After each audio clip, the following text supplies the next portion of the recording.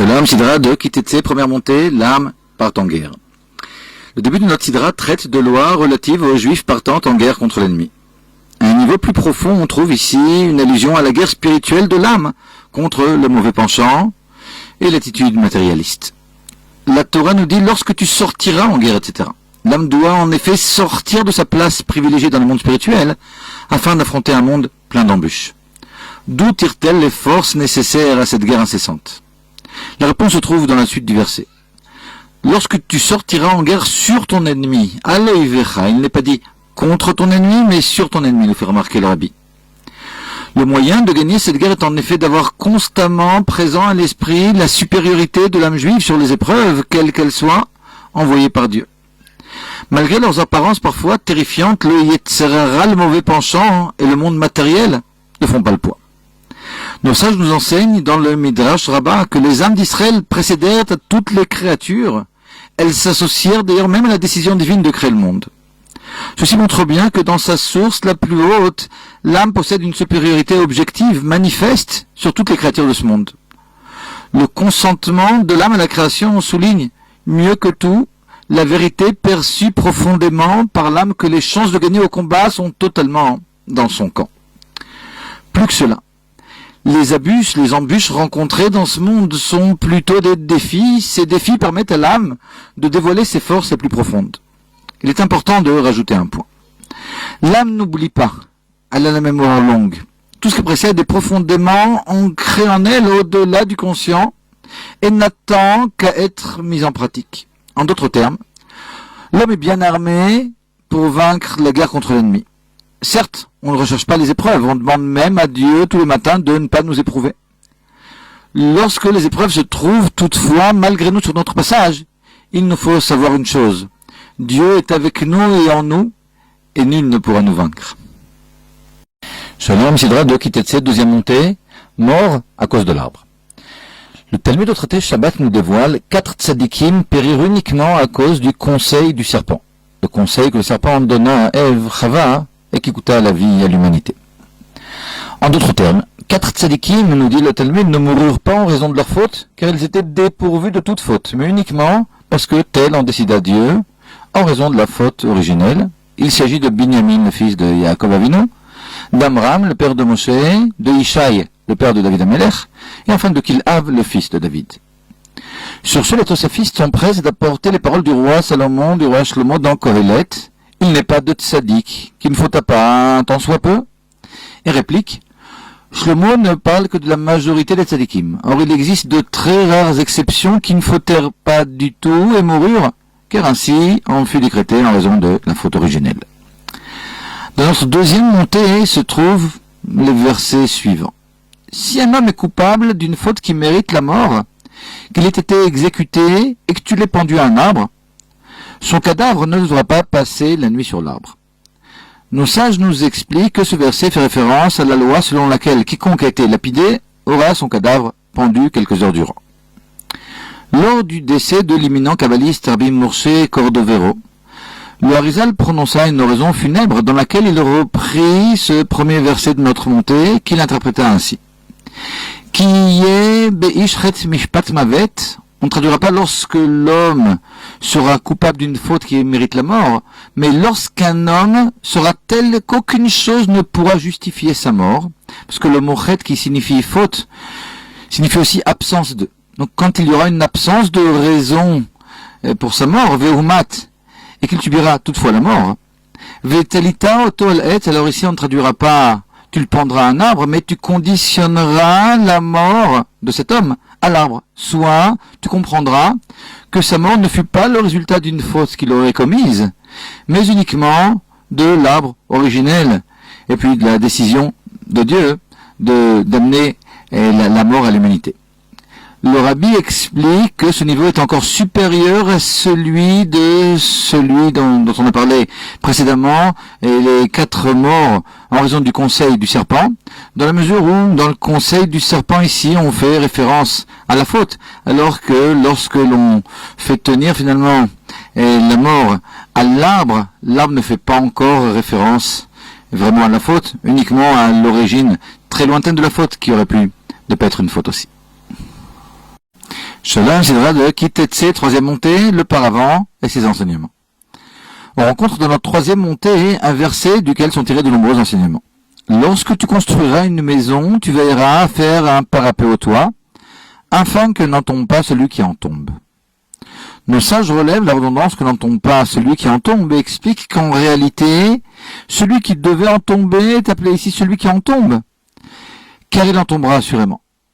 La Torah exige juste que l'on fasse un parapet afin de ne pas être porté responsable de cette mort tragique. En effet, Dieu fait se produire les bonnes choses par les personnes bonnes et les dures épreuves par les méchants.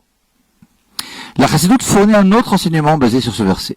Le toit en droit élevé symbolise orgueil et vanité.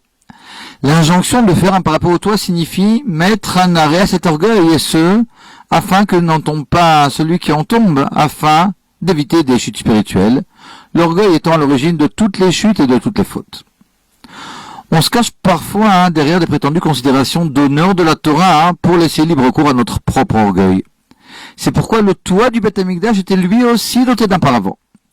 Ainsi, en effet, tombe l'argument selon lequel on prétend se soucier de l'honneur de la Torah, car finalement cela mènera assurément à l'orgueil tout court.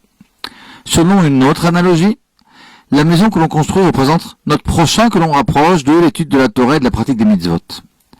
Le paravent représente ici la sensibilité nécessaire au travail de rapprochement du prochain, un mot prononcé sans une extrême sensibilité, pouvant parfois faire chuter tout l'édifice que l'on voulait construire. Sidra de Kitetse, quatrième montée, la sainteté du camp.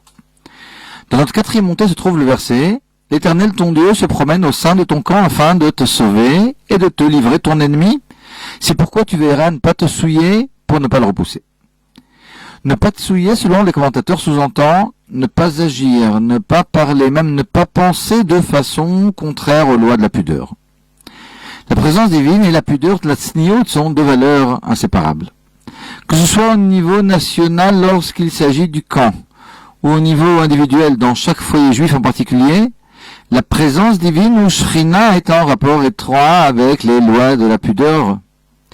Ceci se reflète dans la halacha, la loi juive, notamment dans le fait que l'on ne prononcera pas les mots Sheasimcha bim'ono, c'est-à-dire Dieu dans la demeure de qui réside la joie, dans un mariage où les règles de séparation ne sont pas respectées. La joie, en effet, ne peut se trouver que là où se trouve la Shrina, la présence divine, or celle-ci ne se trouve que là où se trouve la pudeur. De même, le Zohar, Parashat Nassor, rapporte que la réussite dans la parnassa, dans les affaires, est en lien étroit avec la pudeur de la femme. Un grand succès dans les affaires, nous confie-t-il, est assuré à qui veillera qu'aucun cheveu de sa femme ne soit vu même pas par les murs de la maison. On retrouve là aussi le même principe. La pudeur invite la présence divine et celle-ci entraîne toutes les bénédictions, notamment ici, celle de la parnassa. Kitetse est une sidra que l'on lit au mois d'Elul, le mois de la tchouva. Le moment est donc opportun pour de bonnes résolutions relatives à la tsniout. Sidra de Kitetse, quatrième montée, la sainteté du camp. Dans notre quatrième montée se trouve le verset « L'Éternel ton Dieu se promène au sein de ton camp afin de te sauver et de te livrer ton ennemi. C'est pourquoi tu veilleras à ne pas te souiller pour ne pas le repousser. » Ne pas te souiller, selon les commentateurs, sous-entend ne pas agir, ne pas parler, même ne pas penser de façon contraire aux lois de la pudeur. La présence divine et la pudeur de la tsniout sont deux valeurs inséparables. Que ce soit au niveau national lorsqu'il s'agit du camp, ou au niveau individuel dans chaque foyer juif en particulier, la présence divine ou Shrina est en rapport étroit avec les lois de la pudeur. Ceci se reflète dans la halacha, la loi juive, notamment dans le fait que l'on ne prononcera pas les mots Sheasimcha bim'ono, c'est-à-dire Dieu dans la demeure de qui réside la joie, dans un mariage où les règles de séparation ne sont pas respectées. La joie, en effet, ne peut se trouver que là où se trouve la Shrina, la présence divine, or celle-ci ne se trouve que là où se trouve la pudeur. De même, le Zohar, Parashat Nassor, rapporte que la réussite dans la parnassa, dans les affaires, est en lien étroit avec la pudeur de la femme. Un grand succès dans les affaires, nous confie-t-il, est assuré à qui veillera qu'aucun cheveu de sa femme ne soit vu même pas par les murs de la maison. On retrouve là aussi le même principe. La pudeur invite la présence divine et celle-ci entraîne toutes les bénédictions, notamment ici, celle de la parnassa. Kitetse est une sidra que l'on lit au mois d'Elul, le mois de la Tchouva. Le moment est donc opportun pour de bonnes résolutions relatives à la Tzniut. Shalom Kitetse, cinquième montée. Peut-on divorcer de Dieu? Certaines lois du mariage ainsi que les lois du divorce apparaissent en grande ligne dans notre sidra. La halakha interdit le mariage avec une femme dont on a déjà a priori l'intention de divorcer. D'une part car ceci est considéré comme une infidélité et une trahison. D'autre part car le but du mariage est de transformer deux êtres en une chair. Or si le mari compte divorcer, l'union n'est déjà a priori pas totale. On sait que le don de la Torah est considéré comme un mariage entre Dieu et la Kala, le peuple d'Israël. La question se pose alors, comment Dieu peut-il nous épouser? Comment put-il nous épouser? Alors qu'il savait pertinemment que l'on fauterait et qu'il devrait nous répudier, soit nous envoyer en exil. Il est vrai qu'ici nous avons le libre arbitre de ne pas fauter, alors ceci ne résout pas le problème, dans la mesure où Dieu sait a priori, même ce que l'on décidera de faire, par notre libre arbitre. La question reste alors, comment, dans ces tristes circonstances, Dieu put-il donner la Torah au peuple d'Israël, soit l'épouser? La vérité est qu'en réalité, non seulement Dieu n'avait pas l'intention de répudier la mariée, Israël, mais il ne la répudia pas. Le prophète Isaïe, au chapitre 50, le prophète Ishaïa, rapporte d'ailleurs la question posée par Dieu, où se trouve l'acte de divorce? Soit il n'y eut jamais de divorce. La galoute, l'exil considéré comme un divorce, s'avérera avoir été en réalité un mauvais rêve, où l'on croyait que Dieu nous avait abandonnés alors qu'il était là, toujours plus près mais se cachait, pour nous donner la possibilité de partir à sa recherche. Bientôt les retrouvailles, lors de la très prochaine Géoula. Sidra de Kitetse, sixième montée, la faute de Myriam. La sixième montée de notre Sidra est courte, mais elle traite de nombreux sujets, parmi lesquels la Tsarat, plaie aujourd'hui disparue, est mal traduite par lèpre. La Torah nous met en garde de respecter scrupuleusement les lois relatives à l'apparition de cette plaie, comme notamment, comme l'explique Rashi, celle interdisant d'arracher le cheveu rendant une plaie impure. Puis la Torah aborde un autre sujet, le devoir de se souvenir de ce que Dieu fit à Myriam, alors que nous étions en route lors de la sortie d'Égypte. Il s'agit évidemment de la Tsarat dont elle fut frappée pour avoir parlé de son frère Moshe, d'où le rapport avec le sujet précédent. La Torah aborde la faute de Myriam à la Sidra de Béalotra. En raison de son extrême sainteté, Moshe se sépare de sa femme Tzipora. Myriam connaît évidemment la sainteté de son frère Moshe, elle a cependant une peine immense pour sa belle-sœur Tzipora et ne comprend pas les motifs de Moshe. Elle s'entretient alors de tout cela avec Aaron, et c'est alors que Dieu convoque Moshe, Aaron et Myriam, et punit cette dernière de la Tsarat pour sa médisance.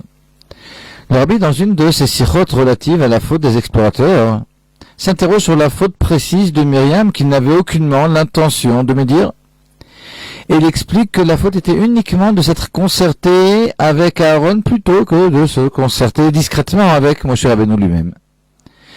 C'est de plus une mauvaise évaluation de la grandeur de Moshe Rabbeinu qui l'induit en erreur. Étant elle-même prophétesse et femme mariée, elle n'avait pas compris que le niveau de prophétie de Moshe, qui à chaque instant pouvait être interpellé par Dieu, nécessitait un total détachement de la possibilité de se rendre impur, niveau exceptionnel qui ne concerne pas même les plus grands autres prophètes. Shalom Sidra de Kitetse, septième montée. Quand recevrons-nous notre salaire? On trouve dans la septième montée de notre Sidra un mitzvah de payer un employé en son temps, soit le jour de son travail avant même le coucher du soleil. Les enfants d'Israël étant considérés comme des employés de Dieu dont le travail est d'étudier la Torah et d'accomplir les mitzvot, une question fondamentale se pose. On sait que Dieu observe les mitzvot qu'il ordonna à son peuple. Pourquoi alors ne nous donne-t-il pas notre salaire quotidiennement pour les mitzvot accomplis? Pourquoi, pour emprunter l'expression de nos sages, ce monde est-il celui du travail, et le monde futur uniquement celui de la récompense? Certains répondent qu'il faut voir la vie comme une longue journée à l'issue de laquelle l'homme accède au Gan Eden où il reçoit sa paye. Or, cette réponse est problématique car la récompense pour les mitzvot ne sera véritablement reçue que lors de la résurrection des morts, pas au Gan Eden après 120 ans, mais bien plus tard. Il y a même des morts qui attendent cette récompense depuis des milliers d'années. Le salaire du Gan Eden reçu après la mort concerne plus particulièrement l'étude de la Torah, plus que la pratique des mitzvot. La réponse donc à la question, à savoir pourquoi ne percevons-nous pas notre salaire à la fin de notre journée de travail, est la suivante. La mitzvah selon laquelle il faut impérativement payer son employé avant la nuit concerne un employé à l'heure ou à la journée. Or, le travail des enfants d'Israël est tout autre. Le projet est ici de transformer ce monde-ci en une demeure pour Dieu, travail similaire au travail de construction d'une maison. Ce travail de longue haleine, étalé sur 6000 ans, concerne tous les enfants d'Israël et la paye pour un tel travail n'est donnée qu'à la livraison. En attendant, le flux de bénédictions donné par Dieu n'est pas à voir comme un salaire, mais plutôt comme le souci d'un bon employeur du bien-être de ses employés. En attendant, la Géoula est donc la récompense.